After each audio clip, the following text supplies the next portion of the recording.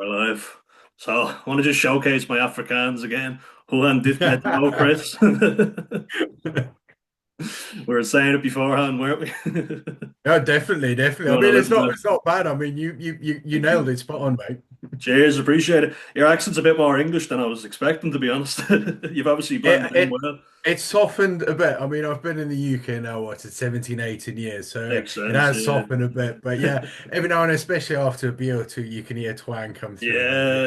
Yeah. Did you ever see Harry Enfield doing Hennis and his mate? Oh I yes, love yeah, that. yeah, yeah. That's In so the good. gym, yeah, he puts it on quite thick. It is quite funny because you find a lot of people here in the UK try it, try and put on the accent. They go very, very Afrikaans, similar to Harry Enfield. Yeah, yeah. And you know what as well, like when I met Werner and Stephen, other mate, it was good crack, like we were talking for a while and don't know, do people say that to you in English? Good crack. People always look at me and go, you selling crackers? Yeah, yeah. I mean, it's funny. I've picked up a couple of colloquialisms, especially being in Gloucestershire. Yeah. And I'll say a few things in South Africa, and then you get this blank stare, and people look at you. What are you talking about? And I go, oh yeah, No. sorry. I mean, I've been here long enough now. I forgot about it. District 9 is brilliant. You know, you fucking Oh, pro. prawns. We had such a good laugh about that, and I was sending Werner loads of memes about prawns. And you know, Charlotte Copley when he's got the eye turn, and I Yeah, was sending yeah, him loads of it. It's the sweetie man. yeah. It's the first thing that come up when a lot of people say, "Oh, you watched District 9? Fucking prawns." Yeah, fucking pro. So we get into the rugby talk Oh, great. stuff. So let's talk about you actually. What position are you? Hooker. Well, Hooker, right? I played hooker, then moved over to back row. I played back row for many years. But as you get older and slightly more rotund, I found my way moving back to hooker and front row. Very Um, good. Actually played my first game at Lucette Prop this year. Nice. So that gives you an idea of how far I've gone back to the front row. I'll never forget it before where I was playing number eight and the furthest I ever made it was the second row. I played there more than any position and I remember they looked at me and I put on quite a bit of size so my ball carrying was pretty good but they were like, oh, both our props are injured. Dan, hop in there and play tight head. And I was like, I've never played in the front row in my life. And they were like, ah, you'll be fine. Look at the size. Yeah, I thought, okay, we'll give it a go. I won the scrum now. I won one. And then I was just like pissed afterwards like, nah, fuck that. You boys, you can It's keep that. it's the next 2 days when someone speaks to you and you have to turn like this because you can't move your Yeah. neck. It's always explaining it in work, isn't it? Like it's a tough one. I remember before, like you know, when someone carries the ball really low and then you try and get low and I'm 6'4", so it's hard for me to crouch down. Or yeah, snamming. I actually want to do that. How do you pronounce it? Snamming, because people say RG, that's wrong. Archie? Archia. Archie. Archia. Very good. My pronunciation's all right. Not bad, mate. Not I bad. like to get it right if I can. I was looking at his full name, Rudolph Gerhard or something like that, isn't it? Gerard. Big long name. Yeah, yeah, yeah. Cool. That's normally it's the G, the and the Yeah, sound that that's generally it. English people struggle Because with. like I was saying there, like my cousins are Dutch, so I tried to kind of to learn how to pronounce the G. So like Groningen, Groningen, it's really like a sharp one, you know. So I'm kind of used to it, but it's somewhat similar. Yeah. Like say happy birthday in Dutch would be gefeliciteerd, and then you guys kind of Oh, say something similar. feels geluk. Yeah, In Afrikaans of feels kind geluk. of. Very good. How do you actually any tips for how to not draw any attention to yourself when you get injured from a rugby game when you're coming into work? People always ask me like, "Were you in a bar Oh, fight or something?" Because I collided with a fella's like the top of his head on my face when I was crouching down, and I had a big cut, and it looked like I just fell smack on the ground and burst my lip open. well, I Oh, mean, luckily everyone at work knows I still play, and yeah, my current job, I've been there a few years now. I was in the role, was it 4 weeks or so, 5 weeks, and I tore my calf muscle, and yeah. I rocked up the next week in crutches, just walking up the stairs. So they do know I'm always sort of creaking and aching. The sounds when you make you get up and go, oh, just Know straining, and you what you go back mean? up. So. It's part and parcel of me now, so it's well expected. Yeah, exactly. Because like I was, I'll never forget because I was working in a clean room, so putting on the gowns and everything, and Yeah. Sometimes you have to be flexible. They don't make them in my size anyway, and it was hard enough for me, and I couldn't bend my leg. So when I was trying to put my leg into it, I remember just I couldn't bend it at all. And they were like, "You still injured from rugby?" I was like, "Play it, and you'll see." Oh, Try. I keep joking to everyone. I say, for me at the moment, I mean, I'm 43, so I Yeah, play on a Saturday. Tuesday, I'm just about, well, depending on how many minutes. Luckily, I'm more on the bench nowadays, so I get 20, 30 yeah, I minutes, love so the bench. not too bad. But Yeah. play a full game. Come Wednesday, I'm just about feeling better. You go to training on a Thursday, you're back at it on a Saturday, and it takes another 3 days of walking around like a cowboy. It's also the beers, isn't it? Because if you go back and have a few beers afterwards, it's like that slows the recovery down. But I find it so hard to resist. I played a game like 3 weeks ago, and I was just like, "Nah, I'm gonna have a few beers." I'm at the point now where I prefer playing drinking rugby than actually competitive Exactly. rugby. It's Yeah, more about the yeah. beers and having a laugh. That's exactly it, though, because like just on a more serious note. So I was coaching a few lads that are like 13 to 18. I was kind of just trying to get them enjoying it because you know yourself when you're younger, you kind of have ambitions of getting somewhere in it, and then you think to yourself, you know, what, I have to enjoy it as well. So I kind of like going to games with lads now and having a laugh. And me and Werner during the World Cup were texting back and forth, and it was a good laugh. Like it's funny sometimes Irish and South Africans we get riled up with each other, but any I've met are actually sound. Like I like them. You know what I mean? It's like this I online mean, crap. It's a load of bullshit. yeah, yeah. I mean, I get on. We've got someone at our work at my place, Brendan. He lives just outside Dublin. He's a big Munster supporter, and Yeah. me and him are always on the rugby chat. We're constantly talking about it, and it's great. I mean, rugby. I find is very different to any other sport where it's a family, it's a culture, it's the camaraderie, everything that goes with it. For people ask me why am I still playing. Because when I tell them all the pain and the issues and everything Yeah. I go through, I say if it was just the playing, then no, I wouldn't be playing. Because Exactly. the Yeah. 3 days of pain afterwards outweighs the playing by a country mile. But it's everything else that comes with it, right? So we're at the moment we're already chatting in the group chat for the last several weeks. We're in the cup run now at the moment. Every Thursday after training, we've got the barbecue up at the club, up fired. Everyone's hanging about. There's a good 15, 20 lads staying for a few beers. And it's all of that that goes along with it. That just makes it all worth it.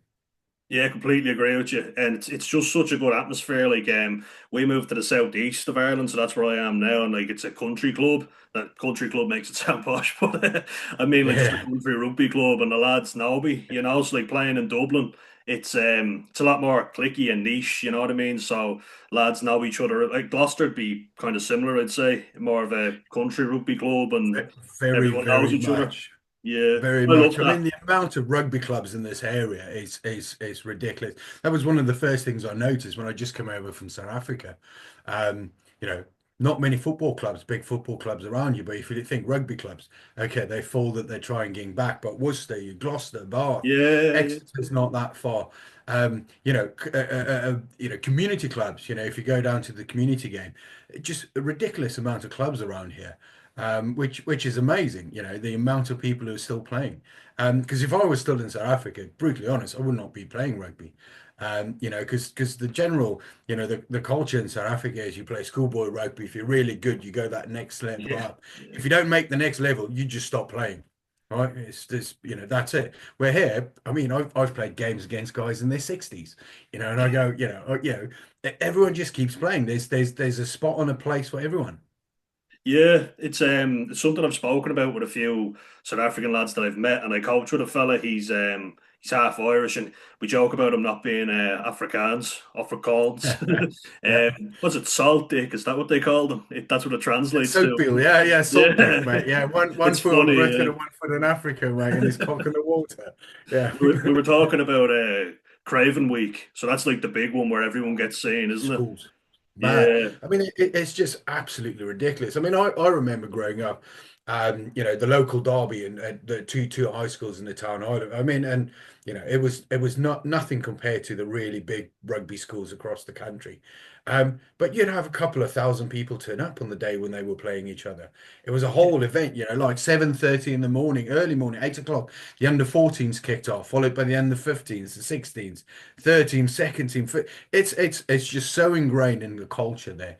It's schoolboy rugby gets they got it on TV. They get broadcasted on TV on a Yeah, Saturday, the big games. That's how big it is. yeah. I remember before for Craven Week they'd highlights of Jean-Luc and Daniel Dupree. I remember just looking at these guys Yeah, thinking they are mutants. The size of I them, mean like it's they were towering ridiculous. over everyone. There was a photo I saw for it was several years back, a photo taken of at a Craven Week match, or it was even just a schoolboy match, and even Etzebeth was there, Yeah, and there was a schoolboy standing next to him, making him look small.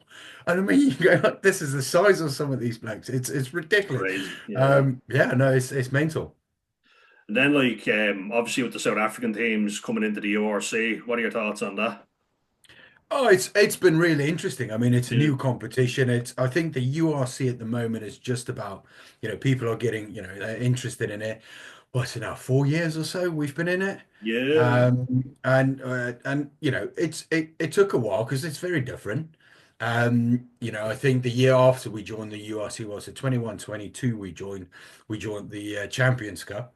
Yeah. Um, which has added another dynamic to it, which has been really interesting because at the moment, there's a lot of talk in South Africa about committing to a competition Yeah. because Yeah. the traveling makes it difficult, right? For So a lot sure. of teams will Yeah. go, oh, we'll send a second string 15 or B team. There's a lot of talk about that because, people need to rest the players. So it's interesting because, you know, Champions Cup, South Africa teams have not been doing well, but it's as if Mm. they're not buying into it, whether Yeah. it's because Yeah. they don't think they could win it or it's more difficult, better chance in the URC, so let's pile them in the URC. 100%. Yeah. Um, it's difficult to really understand. I mean, the issue will be is I think it will only become a bigger problem because player welfare is a big thing. Yeah. Um, Yeah. if you go back to the Super Rugby days, South Africa had very much had a rugby season, right? So Yeah. predominantly in the UK, here, bro, you've got the domestic season starts and ends, and in between, you've got a cup, you've got the URC or Yeah. the Champions Cup rather for the English team. So you've got all these competitions going almost at the same time. Where in South Africa was always you had Super Rugby start in February, it runs, it finishes. You've got the Yeah. June internationals, you've got Curry Cup starts. The only difference would be normally during the Curry Cup, you have the championship that would be going. So some of the Springboks would be gone. But when that finishes, it finishes. Then you've got the autumn international tours, 2 weeks of rest, 2 months of rest, apologies. Now you got the URC going all the way through the winter when this is when they should have been resting. You Yeah. then got the autumn internationals, you got the championship, the Curry Cup. So it's almost like 12 months of rugby, continuous rugby. So at some point they are going to have to rest players. So my worry at times is just which competition is that going to be? Yeah. Because Yeah. one of them they have to. Is it the Curry Cup domestically? Is it the URC? Or will it be the Championship Cup? It's one of them after because it's not sustainable. I agree with you completely, and the whole thing is like people want to see more rugby all the time, but it's kind of like the best thing about it was that you had to wait for it, and like I know lots of people talk about it nowadays. I don't want to sound like one of these self-help podcasts, but when people say immediate gratification, and kind of like the joy about it is that you have to wait for it, Yeah. so you But, get bigger but games and they're better quality. yeah, and everyone wants to see the big star players. I mean, I Yeah, think in South Africa, it's an interesting one because for many years now we've had players playing abroad. More recent years, more players going to Japan. It's mm, there's lots of talks about it not being as physical as playing in the other competition, so you can extend your career by another year or two. yeah, The for money is sure. good. So there's always this. Well, if you're playing for Curry Cup rugby, people want to see the big names. You want to see domestic competitions, all the stars, the Springboks, and they're not always there. And I think you sometimes see the same with the Northern Hemisphere teams coming to South Africa. They don't always send their full strength teams, even in the Champions Cup. So how they manage that will be interesting to see. I mean, we've just signed up for another 4 years of our URC Yeah, rugby, so that will be interesting. And I think also, I mean, there's two South African teams in the semi-final spots or vying for the top four. There's yeah, a for few more sure. rounds to come still. And all the South African teams are for the next couple of runs are at home. So good chance to make it into the top four and get that semi-final spot. I think obviously Leinster and Glasgow will be favourites at the top, probably getting home semi-final. So it's a lot to play for. Um, I've enjoyed it. I like it. It still throws up a few surprises. I mean, I was thinking last week when I was looking at the fixtures coming this weekend, and going down who I think is going to win and lose, and I got several of them wrong. I had Leinster to win, I had Munster to win, I had the Bulls to lose. There's loads of Yeah, things, and then suddenly it all blows up. It's all very different. Even the Sharks winning right at the end. that was some Um, game. I felt so sorry for Ulster because they played so well, and I've been a big supporter of Jacob Stockdale because I feel like the way the Irish media treated him was very unfair. Don't know if you watched much. Well, you probably do watch Six Nations actually over the last couple yeah, of years. Yeah, a lot of South Africans have said they love watching the Six Nations. It is a great competition. But I remember when Jacob Stockdale burst onto the scene, he was unbelievable, and people seem to have forgotten that. So I was just delighted for him getting a good bit of form. But the Sharks, to be fair, dug in very well. And I think, like, I know John Plumtree's come under a lot of stick. It's weird a Kiwi coaching the South African team, isn't it? I find it it's very, funny. He used to play for the Sharks. yeah. Going Graham back Mitchell, I suppose, at the very, Bulls. very long time ago. Yeah, He, yeah, he played, then coached, disappeared, then came back again. So it's interesting. Then obviously his son Tane Plumtree is over in Wales, right? yeah. That's mad. He's a good player, Tane. He's a very good player. And like the Welsh teams had a great weekend. They really showed up. It's Oh, the Cardiff winning was a complete surprise. Given especially all the issues they've got in the back office going on. administration, Um, yeah, and then in general, the wider teams, Wales rugby has been getting a lot of stick for the last year or two, given their for sure. performances. So it was good seeing how they're performing. Yeah, no, definitely. And I think the Scarlets, like, they never looked like they were going to lose to Leinster, which I thought was mad. They looked like they were in control for the whole game. And Alec Hepburn, like, you played loose head prop, so you'll know how difficult that is. He played 80 minutes. I was like, fucking Yeah. hell. That was impressive. And he did well in that, like, it wasn't just Yeah, it yeah. was like an Andrew Porter-esque game. Really good Yeah, I performance. mean it is. I find it interesting. I mean, the one thing I don't like about it in living in the UK is every rugby competition seems to be on another paid provider, and you have to get another Yeah, subscription to another I've been broadcaster, saying this which as is the well. biggest annoyance for me about it. But it's a great competition. I'm enjoying it. It's like I say, how they manage player welfare will be critical going forward because like I said, there's been a lot of noise in South Africa around them not committing to the Champions Cup. Yeah, Um, so if they all do buy into Champions Cup, where do the rest come in? It's URC or domestic Curry Cup, yeah. and you have to rest them. So whether that means the URC becomes a bit of a watered down competition compared to what we know today, don't know. Time will tell. Yeah, exactly. And that's a good point because I didn't like the idea of the South African teams joining at first because when I used to watch Super Rugby a lot, and for me that was great because I could watch that and I could also watch Leinster, Munster, Connacht, and Ulster playing, and they were separate competitions, but they were also really good to watch. So then you'd watch I loved watching a South African team play a New Zealand team because it's like big rivalry, fierce. It was Oh, always a good game. So I that kind of like the that old was setup. amazing. Yeah, I it mean, was a bit of a Vanna will dinosaur tell in you. I mean, that. going back to our university days, we used to go. I mean, in the later parts of the Super Rugby, they used to when South Africa was still involved, they used to Yeah, change the kickoff times to evening games. So it was early mornings. But when were in uni, some of the games, even the Tri Nations games back then, used to kick off at like 5:30 in the morning. So it was ridiculous time. But we'd be up, either get yeah, up early or you'd still be up from the night before, just watching the of rugby, and it course. was. It was great. But yeah, it's changed a lot with the South African teams not being involved. I know there's been a couple of people in New Zealand making noise like Israel Dag. Even Donald. Non has moaned about it. Why Yeah. why did we let them go? Because South Africa is getting the best of both worlds here. Because come championship time, we're playing Australia, New Zealand, Argentina, and then we've got the USA in the championship. Yeah, it's very good. I think as well, what it has added is that other teams in the ORC have had to get more physical because obviously, if you think about South African rugby, you think physicality. Yeah. So that's one thing you've got to bring. And it was actually 2 weeks ago, really good performance by Connacht out in Cape Town. I thought they gave a good account of themselves. It was a good watch.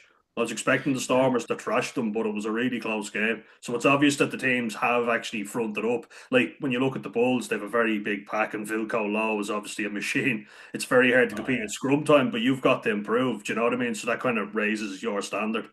You know what I mean? Well, everyone has to pick it up, right? Yeah, Because yeah, it's the standard, just everything just goes up a little.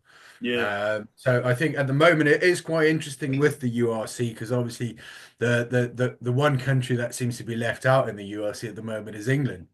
Um, and there was some interesting discussions, articles I saw this week around talking about whether England should see if they join the URC, become yeah, a different competition here, and then the championship, some of the lower teams in the English competition plays against championship teams in England. So there's clearly something about it that is making it more attractive for teams for to join sure. it. Yeah, and that's the thing. Like I was gonna ask you next how you compare. First of all, we compare the Super Rugby competition to the Gallagher Premiership, and then also the URC. What you think the standard is like? Let's go with the URC and the Gallagher Premiership. What do you think the standard is like between the two competitions? So URC is good. I think, in its heyday when, like the early 2000s Super Rugby was for me, I think just the teams were unbelievable when you They look at the were the teams. quality was It was amazing, some of the players and the names playing in it. But I think that's always the thing is you remember them when it was really good and you try and compare things to that. So, I'd say it doesn't compare to back then. Now it's very different. I think the Islander teams in the Super Rugby has definitely given it a different flair, different flavour. yeah, The New Zealand teams, I mean, they still the top teams. Australia stepped up. They've obviously got an inbound yeah, tour of the Lions coming. They got a World 100%. Cup in 2 years' time, so It's good, they're isn't very it? different. Yeah, It is great. I think the URC can be, on par if the teams play all the big names and you got the right teams playing. yeah. Because, again, there was some noise coming out of New Zealand a while back about Jordan Barrett. I don't know if you saw that with Steve McDonald saying that, him coming back. Yeah, he doesn't want them to It's play. He was there saying, "Oh, his standard won't be as good," and a everybody's low like level paying for real. competition. Yeah, Yeah, he low was level. saying that the ERC is a low level competition, and you go like, well, not really, right? It's a pretty If good if standard. it's a good standard. I think the Gallagher Premiership at the moment, I think there's some absolute great teams. So if you were to compare them, I think there's quite a rift between the top teams and the bottom teams. So I'd say if you had the top teams playing each other, well, you got the Champions Cup, right? You got the Investec Champions Cup. So you got it's comparable overall. There's some differences. There's I think what brings the URC a little bit down is for me is that not all the Welsh provinces are playing really well. Cardiff has been doing well, but it's again it's just consistency. Um, Gallagher Premiership. I mean, I was laughing earlier this week. Obviously, being in Gloucestershire, support the Cherry and Whites. Yeah, They had an incredible game on the weekend against Exeter, absolutely battering yeah, them. they destroyed them, and there was But big talk about Exeter and what's going on there. Like, it's funny because going back, I watched there was a video clip that popped on YouTube the other day again, going back to right at the start of the season from the rugby pod with Big Jim and Andy Good talking about where they think teams are pod, going to rugby end. pod. Oh, and both That of just them said, plays in my head Gloucester every nine. time. Oh, there we go. And but both of them said Gloucester second from bottom, and I think a lot of the plans even thought the same, and they've been great. I mean, will they finish in the top four? I don't know. They've got an outside chance maybe to slip in there. Bath list at the top, they shoe-ins. Um, so to come back, I know it's been sort of a long-winded No, go no, around, slightly going off well. track, but I think comparing, I think at the moment the Premiership and it's a good competition. URC is a good competition. Super Rugby is still very tough. Yeah. But I think the standard, the why Super Rugby is probably that high, it still is because of the New Zealand teams, maybe. Probably, yeah. Like I remember, and you'd probably reminisce about it a bit more, and there's a bit more nostalgia even for you. But even for me, like as an Irish fella, I used to love watching it. and I remember how good it was. And like you said there, when you had these massive teams, I would have no doubt said Super Rugby is the best competition. So say like the Crusaders or the Bulls back when Backy Spota, player I love, I modelled myself off him. Not Oh, too much, not too much. I wasn't into the gouging aspect, but I did yeah. like him as a player. Just the way Oh, he played, you know. His energy and his work rate as a second row, I thought was really impressive. But back in the days where him and Victor Matfield were playing together, and then you had Crusaders with the likes of, Sam Whitelock, then you had the I Frank mean, brothers. Merton's still playing there, Yeah, right? Andy Merton's, in the old I days, didn't Harry watch it Kane back had then, but Conor Umaga, those yeah, sort of guys. And even the Aussie teams, George Gregan, Latham, Matt yeah, Giteau to us. I mean, it was great. It was yeah. absolutely brilliant. That's the thing, superstars, and also you think to yourself, back then, maybe I'd agree with Stephen Donald, and I'd say like, yeah, they would have wiped the floor with the Irish, the Scottish, and the English teams even. But now it's like they're on a par. They're getting better. They're getting closer. And I just think to myself, it's good, but like you say, there's an awful lot of rugby being played, and especially with the Sharks, people think, oh, big World Cup names, but I haven't seen evidence of it play that much at all for the Sharks. You know, No, the no, and you, unfortunate. and you have to, right? You have to rest, and they're playing what Yeah, of upwards of course, of 15, course. 16 international test matches a year now again. Yeah. There's a lot of games being played. Yeah, absolutely. And do the same with the Irish team. So I think Leinster have been very good at rotating a lot of players. So you have a lot of academy players coming through now. I'm actually meeting one of them tomorrow for our awards night for the school, Max Deegan. He's really stepped up. He's been impressive, and he's been a player they've been talking about. I'm not just licking his arse because I'm meeting him tomorrow, but maybe I am. But I've been very impressed with him, and I think that just shows you there's not that big a difference between the lads playing internationally and the lads playing provincially. Sometimes it's a bit of luck as well. You know what I mean? And getting game time for your province. So if you can represent the province and do well, you can make the international team. Like a player that I'm a big fan of is Andre Esterhazen. I think he's a very good player, and I'd say he's probably the best centre South Africa have. But the combination of Creel and Deolande is so good you can't change it. You Yeah, know and then you throw that Lukanya combo. Hammond to the mix as well. You've got another world Yeah, world class center exactly. in You there. can't You got who do you pick? I Yeah, think that's been the biggest thing for South Africa in the last 4 or 5 years. It's just the riches of players, which is amazing. I mean, it's helped by the fact that they do select overseas based players, right? for sure, So for sure. It really hampers Ireland, I think, because we were talking about doing that because you don't really have the luxury, I guess, of like, you want to hold on to your players, but at the same time, we've only four teams, So, like with Scotland, if Scotland were to do that, then they only have two teams to choose from. yeah, It really I mean, it's narrows been the player predominantly pool. predominantly South Africa and Argentina that does it. That do Um, it. There's not many other teams. I yeah, mean, you find I like don't actually know Japan if or some of France, the island France, nations. yeah. See, France play in France most of the teams because there's so much money in the top 14. So I don't actually know if they're allowed to or not. But actually, they Yeah. don't because Robert Slimani was playing with Leinster and was in the French squad, so they do it as Yes. well. Yeah, I'm Yeah. amazed France But like didn't you use him say, because he's the been mo great. yeah. But like you said, the money's in France, so they can keep hold of their players, right? Yeah, 100%. It's really good. Well, so I was going to talk to you about what are your thoughts on the 7-1 split? Oh, I find it very funny. In Yeah, that, there was a massive shout about, oh, yeah, uproar, 7-1 yeah, split. I like it. I'm Um, a big fan. oh, it's great. I mean, it's just, I mean, it's Rusty just changing things up. But then, they did it again, and then France did it.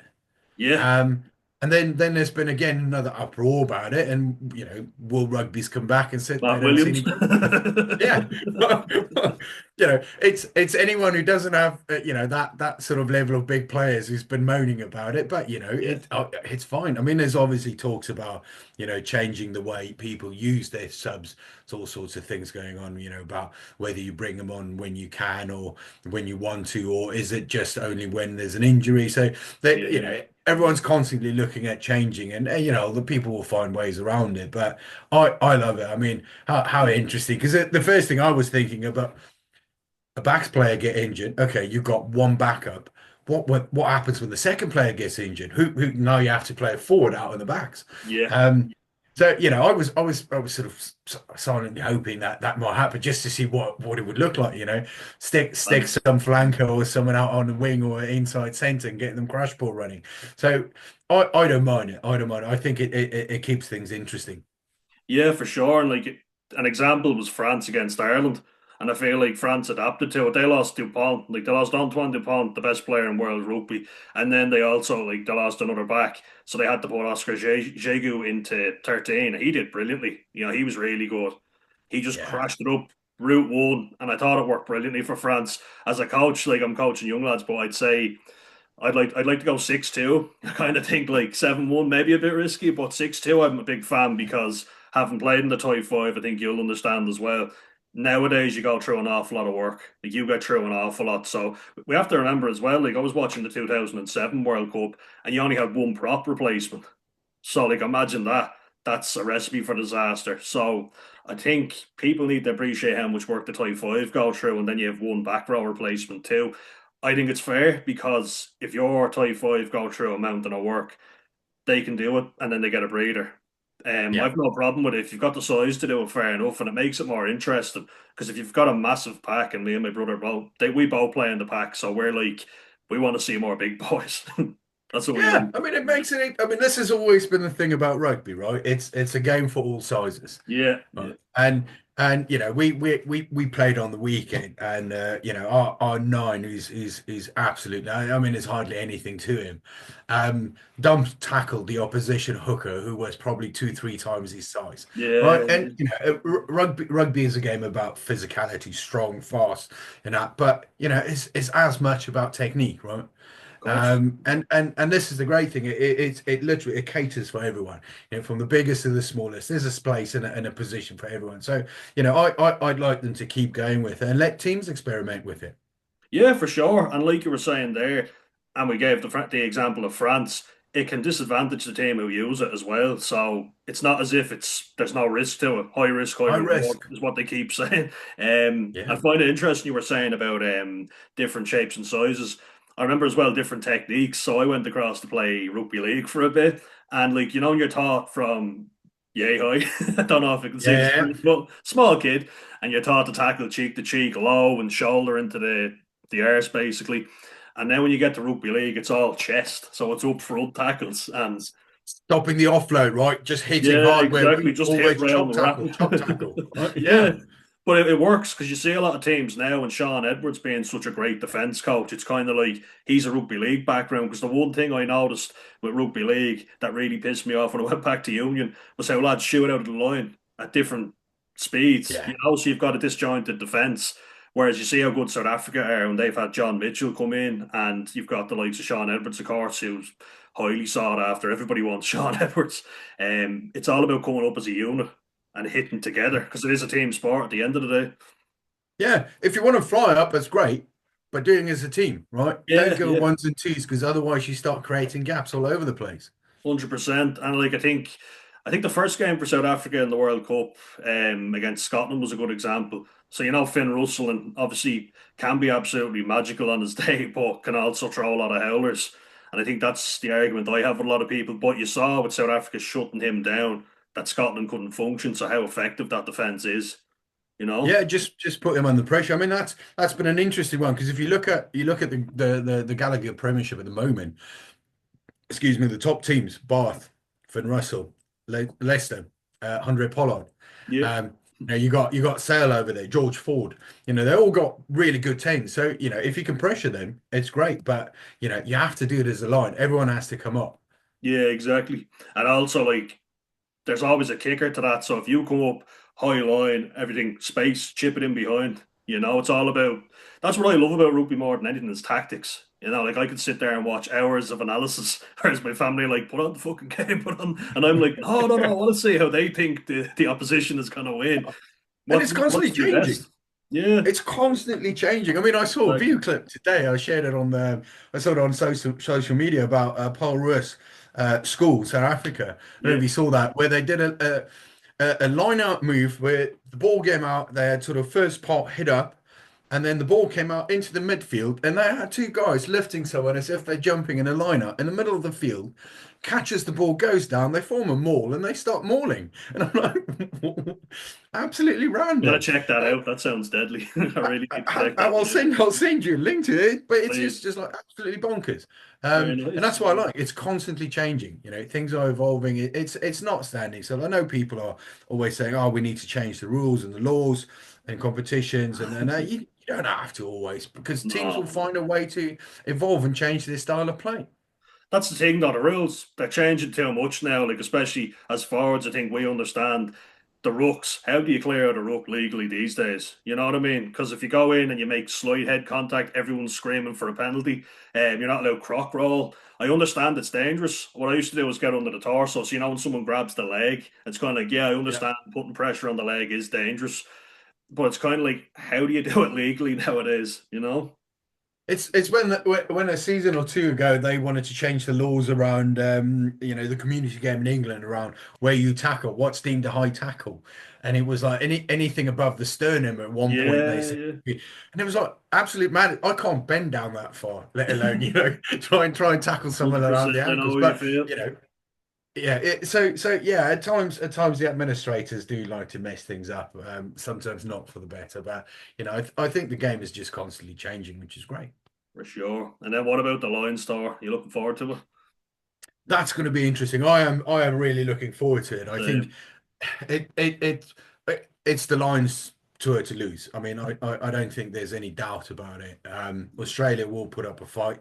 Joe Schmidt's done some really good work there, but Australia surprised a lot of people last year with the autumn internationals. But Yeah, again, it's definitely. it's it's a short time to and only if 3 or 4 matches they play, so there's not a lot in it to compare. But if you look at Super Rugby, they're all playing really well.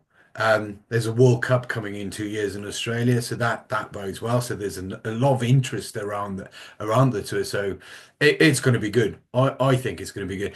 If Australia win a game, probably I'd say the first game, maybe. It's always going the Yeah, first game until the Lions team sort of gels and kicks in. Um, one thing I am looking forward to is the match against the Australia-New Zealand combination team. that should be So it ends good. up Yeah. like a Barbaros match, and that'd be Yeah, brilliant. yeah. They're already talking some of the names of people who might feature, so that's great. I really want to see Joseph Suaalii as well. He's a once in a lifetime talent. Such a good player. Yeah, To come I mean they straight were. in from league and to be that good is impressive. He's just an athlete, isn't he? I mean, I So was watching some clips about just general talks in Oz about it, and there's a lot of uproar about the ticket prices for the test matches. yeah, They are very, very expensive, and they were all but sort of tongue in cheek joking and saying that, of well, course. Rugby Australia need to find a way to pay for his $5 million, right? Yeah, Uh, yeah. That's it. They bankrupted themselves with Izzy Folau. yeah. I mean, he's a great player, Swiley. I mean, it will great to see what he does. But again, he's had a few matches. He's been doing really well in the Super Rugby. So let's see how it goes.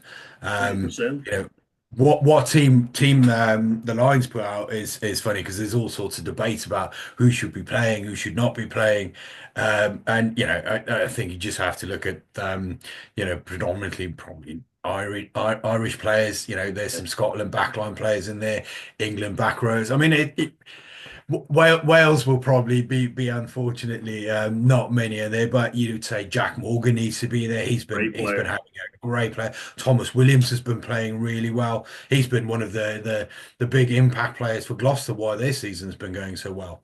Agreed. So what Farrell ends up picking, who he picks,